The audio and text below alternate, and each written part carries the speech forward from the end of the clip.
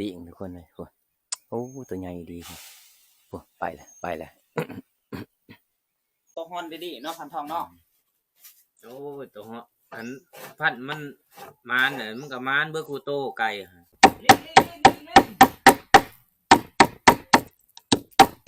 จริงจะไหนมึงเสาก็ยำดิกวนนกเสาคอแมนทุกคนโมมี่เขากลัวนะมาทุกคนกินข้าวแรกน้ำกันกินข้าวแล้วก็สิไปนั่งกกให้นี่คันว่ายิ่งหมูไหลหมูหันเอาไปให้เมียเขากินในเด้อจักผูดจักไรโอ้ยชาถูก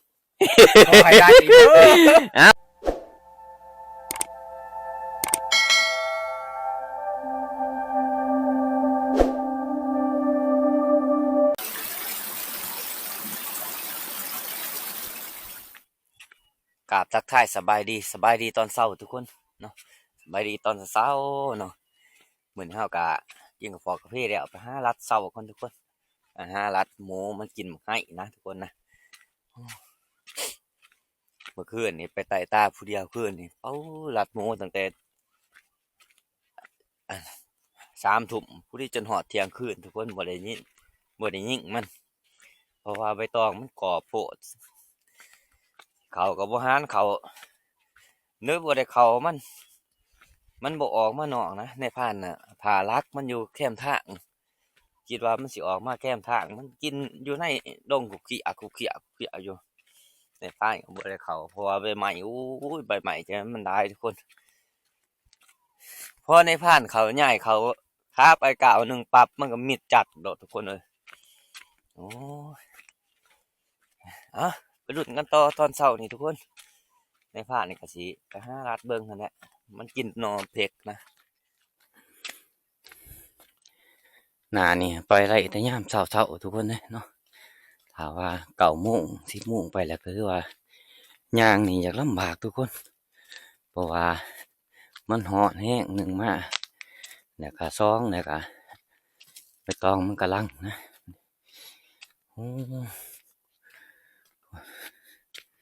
ก็สิย่างเหาะทานผู้มันเนี่ยในภาคก็สิไปหาต้นมังให้แถวจ่ายผู้มันนี่ต้นมังให้มันได้ทุกคนหมูมันตื่นในบ้านมาแต่นอกทุกคนเลยต้องใส่ทอกตัวเดียวนะยังเสียงดังมันยางอยู่ไหนนี่มันรู้จักสีลัดมันทุกคนเลยใบตองมันกรอบลายตาเข้าไปชวนทั้งนามันก็สิตื่นคือเก่าคนเลยทุกคนนกกินบักให้ทุกคนนกเป่าเต็มเขาบัวลายนะมันเป็นบักให้แข็งโมมีนกหน่อยมีแต่นกเป่า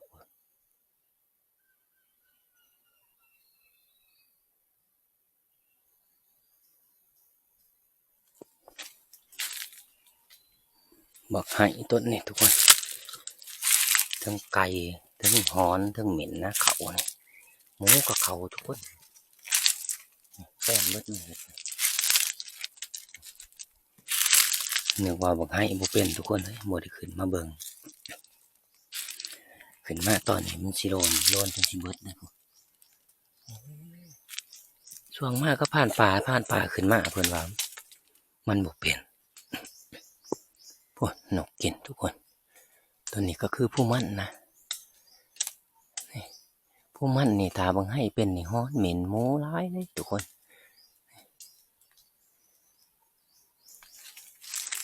มันเข่าจนแปลนห้อยโม้ก็แตกถีเบิดมันก็สียางเลาะหาไปเรื่อยๆทุกคนเลยไปหมดแล้วนุ่งทั้งเขือพุ่นห้อยโม้เขามาต้นให้กินหมดแต่น้ำส่วนนี้มีแต่หาพกบังไม้นะทุกคนถามว่าเฮาหมพกบังไม้ถือว่าเฮาหายังกับบ่ไหลหรอกทุกคนเลยเพราะว่าไม่ต้องไม่กรอบลายโมแตกต่างครับในผ่านไปเมื่อคืนนี่โอ้บ่โมถามว่าเป็นหนาพ้นหนานี่เขายิ่งหันไหลทุกคนเพราะว่ามันกินหมักบกนะคืนนี่หมักบกแต่ทางเขามันกะไม่ต้องลาย มันเข้าบ่ไหลทุกคนต้องรอถามันออกมาแคมทางเอาจังสิได้ทับมันนะ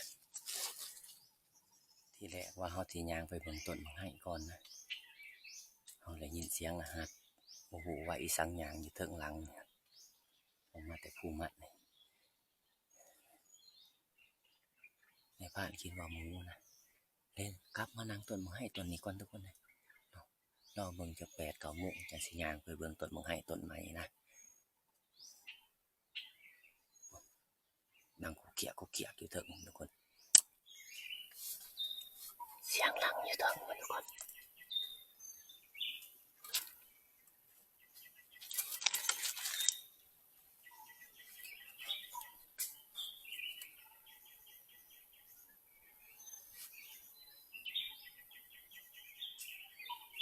ถ้าต้นให้ต้นนี้มีนี่หมูนี่สิเขาแต่4 โมงแลงอยู่ในทุกคน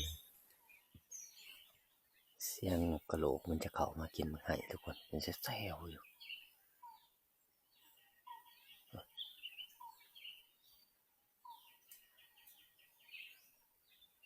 แต่ว่าต้นนี้โมเห็นนกเป่าเขานะทุกคนมีแต่นกหน่อยกับนกกระโหลกนะ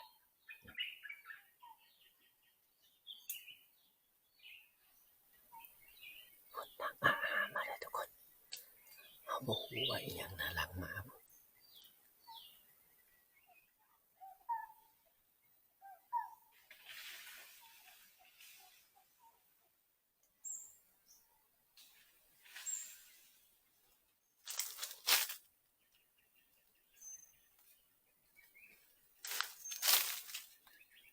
ดีอีกทุกคนเลยโอ้ตัวใหญ่ดีครับไปเลย นึกว่าหมูใส่แถว่าดิ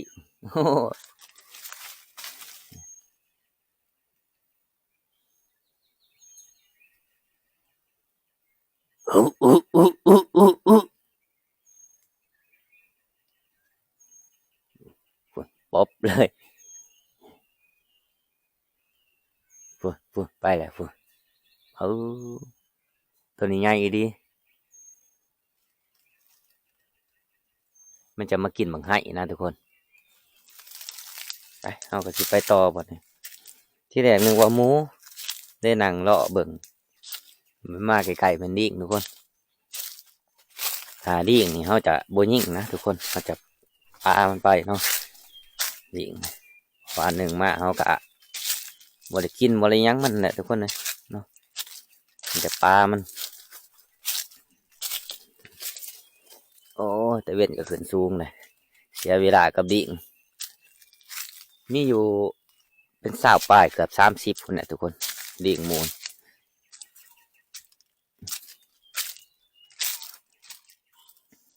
เลาะหาเบิ่งต้นบังให้ต่อไปเนี่ยเลาะลงจ่ายผู้มันเบื้องกันจะมีต้นบังให้อยู่2-3 ต้นนะ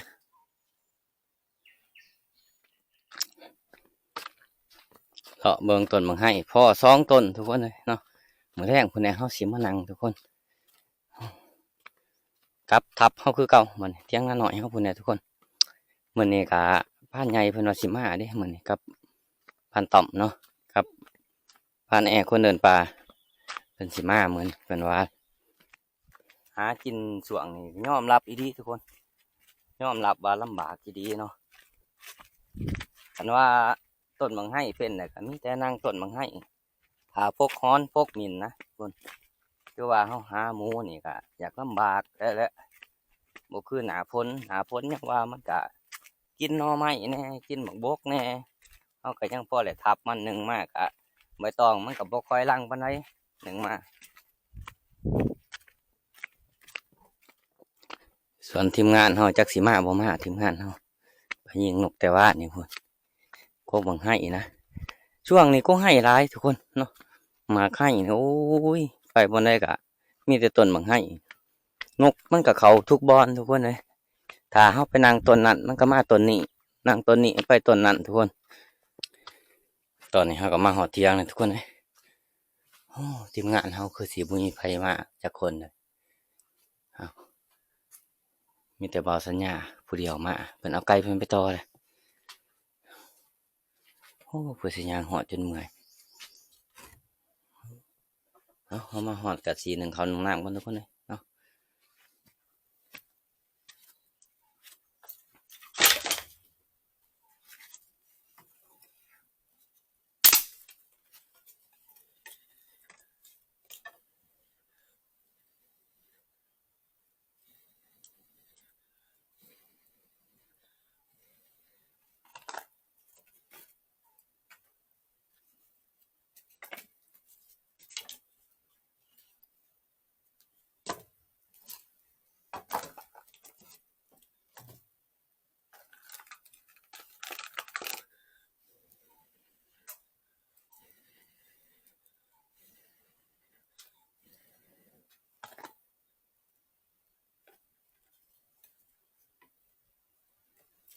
เราสัญญามาเลย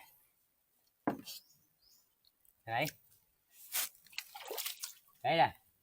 จะมาแต่ไกลตัวเก่า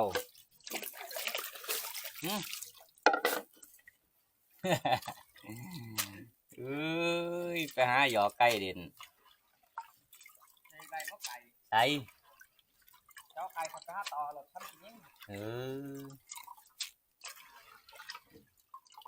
เขาข้ามโตไก่หมูตัวหนึ่งไก่แม่ช่อไก่แม่ช่อ เออ มันกินกินไก่เขามันคือบุกครึ่งใส่ไก่เขามันแปลกๆคือกัน ไก่หมูมันเป็นแนวนั้น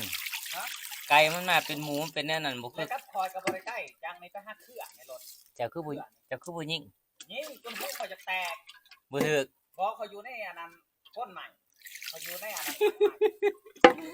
ปืนบลูวัง เนี่ย ตะเกย เจ้าบ่ แป้งอันนั้นมันยังได้ยินไปไก่ฮะ เจ้าบ่ได้ เขา แย่ บลูวังก็เรียบร้อย เจ้าบ่ได้แย่บ่ บ่ อ๋อเจ้าว่าแย่ผู้ไผก่อน กายันมันไปก่อนไปแล้ว บ่แล้วตอนเขาต่อทำอิฐที่เฮากล้าเกี่ยมไว้ บ่ นกเขาร้ายบ่นก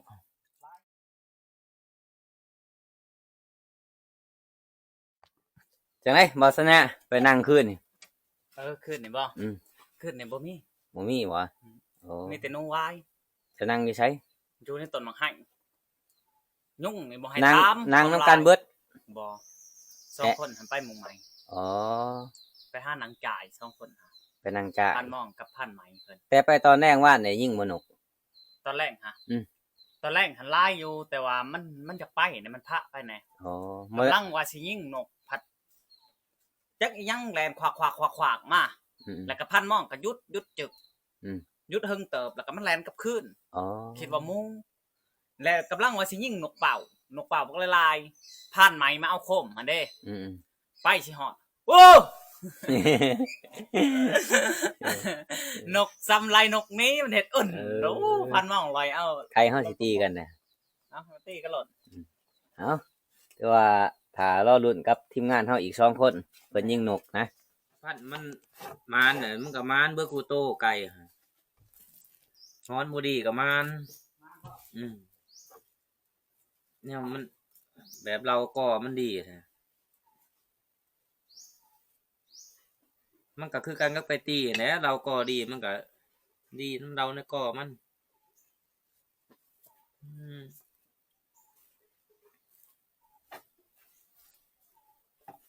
ก็สิได้กินข้าวทุกคนเอ้ยกำลังทรายข้าว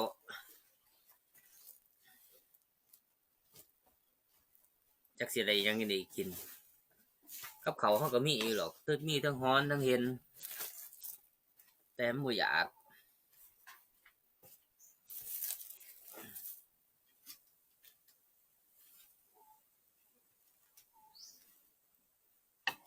ข้าวว่านนี่ก็1เทื่อเดียวแล้วแรงเลย1ข้าวเทื่อเดียว สีเดียวคือเก่าฮะ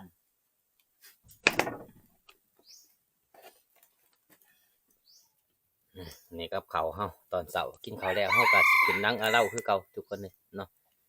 สิขึ้นไปโทรมาบ้านก่อนแล้วก็สิต่อไกลเลยนะเรื่องหนังเอาเหล้าบ่ายๆก็สิลงมาหาทีมงานเฮาคือเก่ามาทุกคนกินข้าวนำกันกินข้าวเช้านะกินก่อนทีมงานก่อนผ่านม่องแล้วก็บ่เป่าเนาะกินก่อนเพิ่น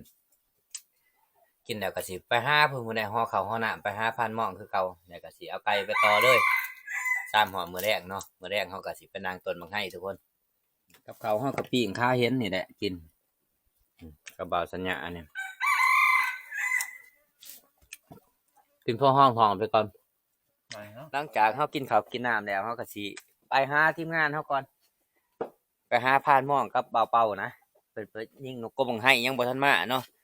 ที่แรกว่าสิขึ้นนั่งกับเราบ่ได้ขึ้นดอกทุกคนเลยขึ้นก็สิดอกคำพุ่นเนาะเพราะว่าเฮาสิไปต่อไกลแล้วเฮาก็สิขึ้นทางนั้นเลยทุกคนป้าไว้หั่นแหละป้าไว้นี่แหละ มาบ่เฮ็ดบ่ กระซังบ่เฮ็ดดอกป้าเคลียร์กินแน่นี่แหละว่ายังอยากเอาเมื่อเลี้ยงหั่นนะคันว่ามันยังแต่ว่าป้อนเขาเลยเอาเที่ยวจับเที่ยวยังมันก็บางทีมันก็ยังก็มีเนาะไปเฮาก็ไปปล่อยใส่ตัวแม่เด้ยนี่ตอนเช้าบ่ได้เอาออกสิเอาออกตอนเที่ยงบ่เคยจักเทื่อทุกคนเลยตอนต่อไก่ตอนเที่ยงจักสิเป็นแนวใดเฮาก็สิไปหาพานม่องก่อนมื้อนี้บ่เป่านะเดี๋ยวก็ไปหาพานม่องเดี๋ยวก็สิพาบ่าวสัญญาไปหาต่อไก่มื้อนี้จนฮอดมื้อแรงมื้อนี้จังสิมาแล้วก็สิไปโกบให้ต่อถือไก่คนละโตไปกับบ่าวสัญญาแล้วมันสิมื้ออะไรบ่เนี่ย โอ้ยนกมันบ่เข้า บ่นกน้อยเข้าเลยหันสิยิงไปยัง ได้จักโตน่ะ ได้นก7 โต 8 โตบ่ นกอีหยัง นกเป่านินเอา อ๋อ เกรด คือเหลืองๆโอ้นี่นกเป่าโอ้ยิ่งแม่นเนาะ บ่แม่นคือกันนะ ว่าสิเอาเขาไปส่งเลยนี่ โอ้ เอาถือเพื่อขึ้นสัน แม่เจ้าสิไปใช้ เนี่ยสิไปต่อไกลเด้อ โอ้ยไก่มันแตกเบิดแหละ บ่ขอยสิไปทางไม้ ไปทางไหน นั่นแหละดงไปพุ่นดงอะเรา เจ้าเด้ เหมือนเดิมนำกัน สิพาเพิ่นไปต่อไกล ไก่เข้า4โต้มื้อเช้านี่ ยัง ปืนค่อยฝากซ้ำนี่ไปห้านี่แป้งดอกแก๊บแตกซื่อ เว้าเรื่องบางให้ ๆโอ้ย ช่วงนี้หลายอีหลีบางให้ อยู่ไสนี่ อยู่ใส่ขมิอีนี่ เอาเหล้าหันช่องตน ในกกนี่ อยู่ผู้มัน ผู้มั่นบ่แม่นเอาเหล้า ในบ่อนใดกกให้งอยหินครับ มื้อแรงสิไปนั่ง หมูเดือดบ่ เทิงโมเทิง กก ดี ให้บ่อนใด เจอดีมึงเสา กกให้บ่อนใด วันหมูถึงแหวคอยนี้แต่ยูดุมก็มีกต้นหนึ่งในทาง มันให้กำลังเป็นกำลังสุกหุงหิบอยู่เนี่ยนกกระเขาอยู่นกเป่านกกระโดกโอ้มาเลยว่าจะเอาเขาไปส่งนี่บ่ เด้ ยิงเที่ยงคือกันเนาะจ้ะเนาะ พานม่องถือเมื่อเลยซุ่มน่ะเพิ่นยิงดอก อ๋อ ตัวน่ะ นี่จะยิงเลยทีเดียวนี่ แม่น จักบาทเด้อนี่ บาทเดียว บาทเดียว ปลาไว้2 ลูกยังลูกหนึง เอาเที่ยงเนาะจ้ะเนาะไปขอสิไปต่อไกลเมื่อก่อนว่าสิเอาเขาไปส่ง มันเข้ามาบางเช้านี่ นี่ยัง ไก่ โอ้ แล่นลงมาหันแหละบอกพานม่องให้เพิ่นไอ้นี่ เห็นฮอตโต้ เห็น ไปพู แยกกันก็บอกสัญญาเพิ่นไปทางหนึ่งนะส่วนในพานเองก็ไปอีกทางหนึ่งเนาะนั่นแหละเอากระสิต่อเมื่อยับไปเที่ยงหน้าหน่อยครับทุกคนเพราะว่าช่วงนี้มันก็จะเป็นเที่ยงเนี่ยมันก็บ่คอยเข่านะไก่บ่คือย่ามเสากับย่ามแดงแต่ย่ามเสานี่ไก่มันจะหาวทุกคนหาบนต่อไก่กับบุมีทุกคนเลยคนนี้เขาสิกลับเมื่อเที่ยงหน่อยเขาคือเก่าคนเพราะว่าผ่านหมองเพราะว่าสิกลับมื้อนี้ส่วนในผ่านเองก็ยังบ่ทันได้กลับคนนี้ข้าวสารเบิดจังสิกลับนะปีกหนูเป่ากินก่อนทุกคนเลยปีกสิป่นนะกินเขาวกินน้ำเนี่ยจังสิเป็นนางต้นบางให้เพราะว่าในผ่านเห็นฮ้อนหรือว่าหมิ่นนี่แหละมันเขาทุกคนเลยนกเป่าพันมองยิงมาละเองเสาเนี่ยปนกับแสบหลับอร่อยได้นี่ เพราะเรื่องแช่มันแช่อยู่ในพานทอง แมน มันกินไปแล้วเป็นยังไง จะชิมเมื่อว่ามึงเนี่ย สิเมื่อแล้วก็สิไปนอนอยู่หลังผู้ อ๋อ มื้อเช้าก็หอบแต่เช้า เป็นยังคือปวดถางเมื่อของกัน บุญ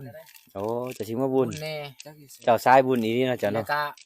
ลักๆแล้วก็เป็นหยังจากเมื่อบ่ได้ลงคลิป โอ้เนี่ย แต่ เนาะ สิ้นเดือน อืม ก็เลยสิเมื่อ เอาเมื่อแล้วก็มาใหม่เด้อ เจ้าสิอยู่จักมื้อ อยู่ประมาณ2-3 คืนนี่แหละ2 คืน นี่บ่ก่อยขึ้นมาพอดีเจ้าลง ข้าวสารป้าไว้เด้อ เอาดีในหันเลยเท่ไหมเท่ออกไหมกระชอบพอเชียวเมื่อใช้ชิ้นหมูไง คันใดหมูหันจะเริ่มชั้นหนึ่งเด้อฝากไปเอื้อนเนี่ย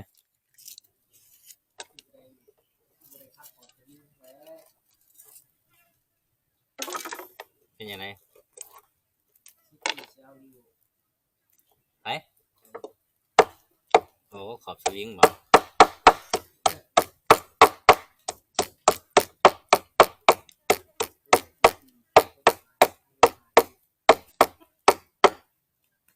โอ้ยนั่นกระดูกสาวใหญ่ไปกรุงเทพ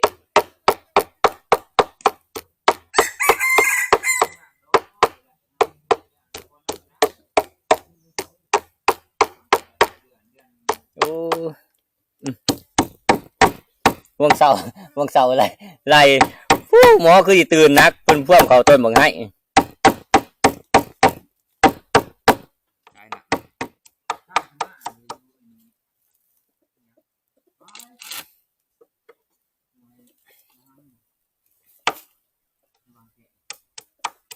จะเฮ็ดหักมันบ่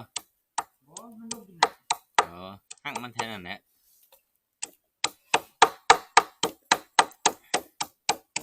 ก่อยเป่าเบิดเท่านั้นแหละ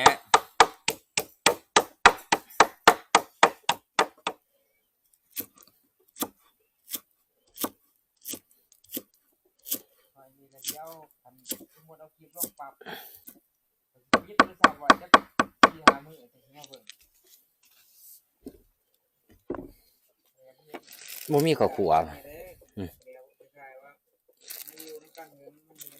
บ่มีข้าวขัวใส่เด้อทุกคนเลยเสาบ่โอ้บ่ใส่มันดอกขัวเขาเบื่อกินพ่อได้ยั่วเขาลงท้องนี่พ่อเบิดซ้ำติบใหญ่หนึ่งนี่ก็พ่อแหละกินยังได้กินเขากินมื้อนี้ขี่มื้ออื่นกินแล้วก็ขี่ออกคือเก่ากินอยู่ปากอยากอยู่ท้องเที่ยวขี่พันเมนตี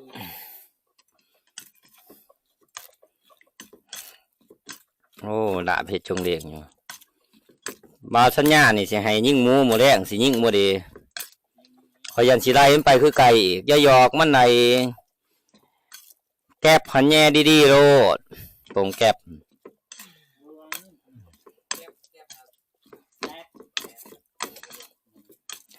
มือมันไปอัดหู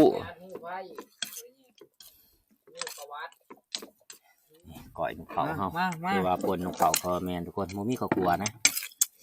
มาทุกคนกินข้าวแรกน้ำกันกินข้าวแรกก็สิไปนั่งกกให้นี่ในพาดมันเห็นหอยมันกินฮอนถึงหมูถึงฮอนถึงหมิ่นทุกคนเลยบัดนี้กินข้าวกินน้ำแล้วก็เดินทางต่อบัดนี้ทุกคนเลยเนาะคุณเนี่ยไปพกต้นบางให้นะคนละต้นก็บาวสัญญาแต่บ่เป้านี่ก็สิเอาเพิ่นไปนั่งน้ำในพาดเนี่ยสิให้เพิ่นยิ่งฮอนกับยิ่งหมิ่นเนาะก็คือพานม่วงเพิ่นก็สิกลับมื้อนี้นี่เอากลับก่อนบัดนี้เอา คือว่าว่าแหละคลิปก็บ่ได้ลงโอ้ เนาะกินฮอดคันว่าเด้อคันว่ายิ่งหมูไหลหมูหันเอาไปให้เมียเขากินเด้อจักพูดจักไรโอ้ยชาถุขอให้ได้อีกเอาไปก่อนไปนั่งกงให้ก่อนมื้อนี้ไปกับบ่าวสัญญาเนี่ยบ่าวเป่าไปเบิด3คนทีมงานเฮามื้อนี้ไปพุ่นแหละบ่นเฮาเจิบดิ่งเซาพุ่นแหละทุกคนเลยไปตะหัวอีดิ่งทุกคนเอาโคมเด้อมันครบเลยทีมงานเขาเจ้าหาอยู่หากินด้วยกันทุกคน2คนนะเขาเจ้ามาเนาะ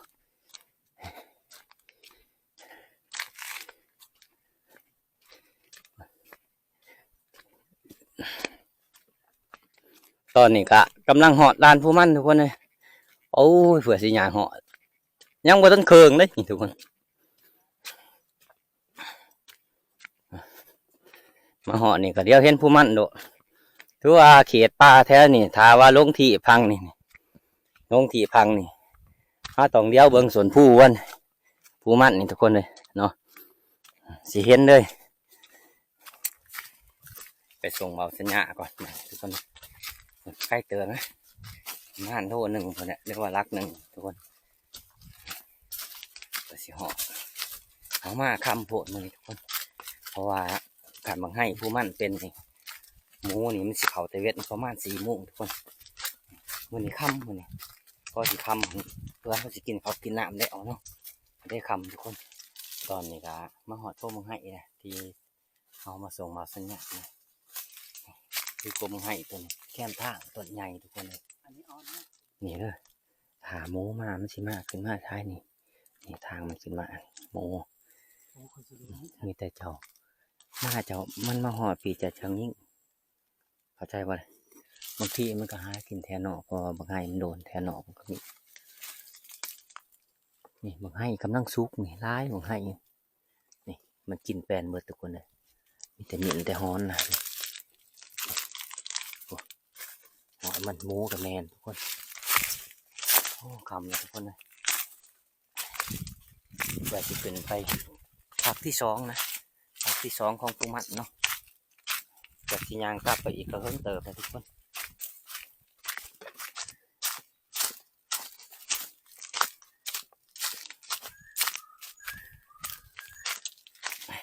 หลังจากเขามาส่งมาสัญญาเป็นที่เรียบร้อยแล้วทุกคนเลย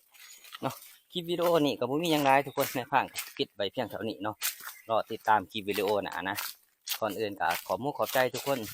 ที่เสียสละเวลาเข้ามาหาเบิ่งหาชมในผ่านแต่ต้นจบเนาะก่อนอื่นก็อย่าลืมกดไลค์กดแชร์ในผ่านเพื่อมีกำลังใจเฮ็ดคลิปใหม่ๆต่อไปทุกคนเนาะเอาขอบใจได้